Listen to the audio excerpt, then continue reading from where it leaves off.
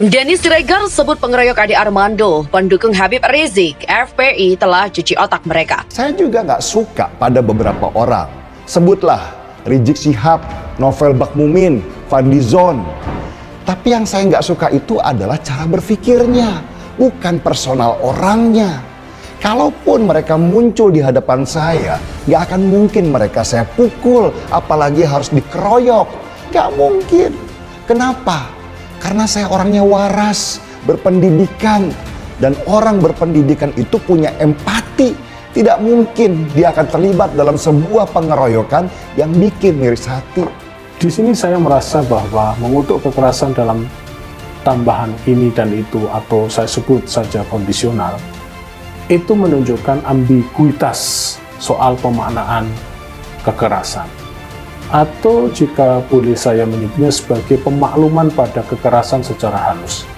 Setiap orang dijamin kebebasannya untuk mengeluarkan pendapat tentang apapun di depan publik, dan bahkan tidak hanya pendapat, namun boleh melakukan kritik. Rasanya hati saya tercabik-cabik melihat sahabat saya dipukulin, telanjangi, diinjak-injak seperti itu. Ini kelakuan manusia biadab, dan saya mohon kepada aparat kepolisian untuk menindak tegas dan menyeret pelakunya, karena videonya jelas, identifikasi pelaku jelas. Harusnya aparat kepolisian tidak sulit untuk membekuk mereka. Mereka harus diberikan pelajaran.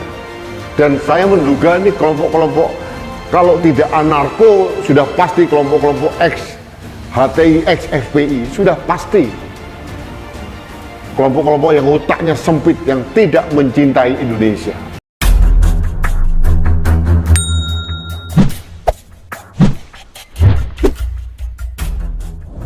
Pegiat media sosial Denny Siregar kembali melontarkan pernyataan kontroversinya melalui akun sosial medianya. Kali ini dia menyebut jika pengeroyok Ade Armando diduga pendukung Habib Rizik. Denny Siregar menduga pemukul Ade Armando adalah dari kalangan pendukung Front Pembela Islam FPI.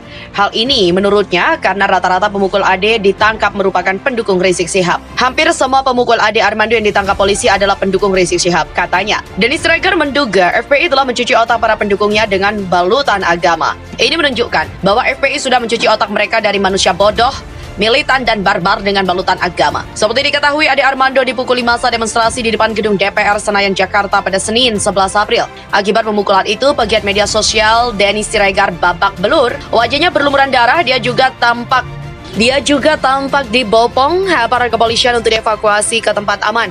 Selain itu, Ade Armando ditelanjangi massa, di mana dia hanya memakai celana dalam. Sebelumnya, Ade Armando di tengah demo 11 April di depan DPR, namun dia mengaku hanya memantau saja dan tak ikut dalam aksi. Menyoal oknum yang terlibat di balik pengeroyokan pegiat media sosial sekaligus dosen Universitas Indonesia Ade Armando kini masih menyimpan tanya.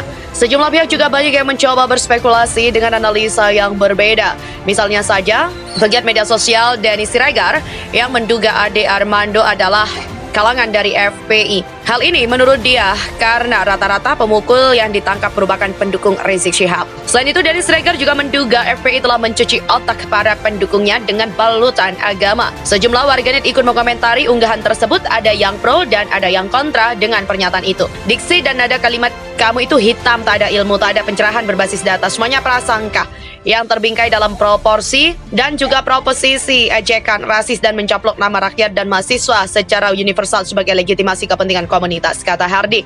Ya, mulai deh ujung-ujungnya FPI ntar mulai narasi khilafahnya dimulai nyerempet-nyerempetin ke Anies nih, Mbak Siloh. Dasar deh, kata si Esip. Di mana pendiri Front Pembela Islam atau FPI Habib Rizik Syihab siap melakukan rekonsiliasi dengan pemerintah jika kriminalisasi ulama dihentikan. Menurut dia, tidak boleh penguasa itu asal main tangkap dan kriminalisasi.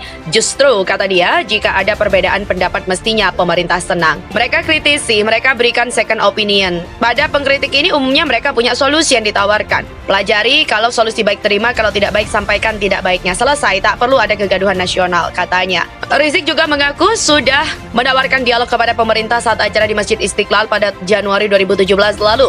Sesuai aksi 212 atau 2 Desember 2016 sebelum dihelatnya Pilkada DKI, pihaknya mengaku sudah menawarkan dialog antara Habib dan ulama dengan pemerintah. Namun, jawaban yang didapat bukan pintu dialog dibuka dan rekonsiliasi dilakukan, namun malah terjadi kriminalisasi ulama. Dia menambahkan pemerintah harus membebaskan Abu Bakar Ba'asyir, Habib Bahar bin Smith, Syahganda Nenggolan, Anton Permana hingga Jumhur Hidayat. Kemudian, Rizik pun mengingatkan polisi agar jangan membuka kasus yang tidak ada. Rizik menyinggung kasus yang menjeratnya usai ada seseorang yang melaporkannya. Namun dia tidak pernah diperiksa. Dia pun membandingkan kasus pendukung pemerintah yang malah tidak pernah disentuh penegak hukum sama sekali. Menurut dia, ketidakadilan hukum tak bisa dibiarkan.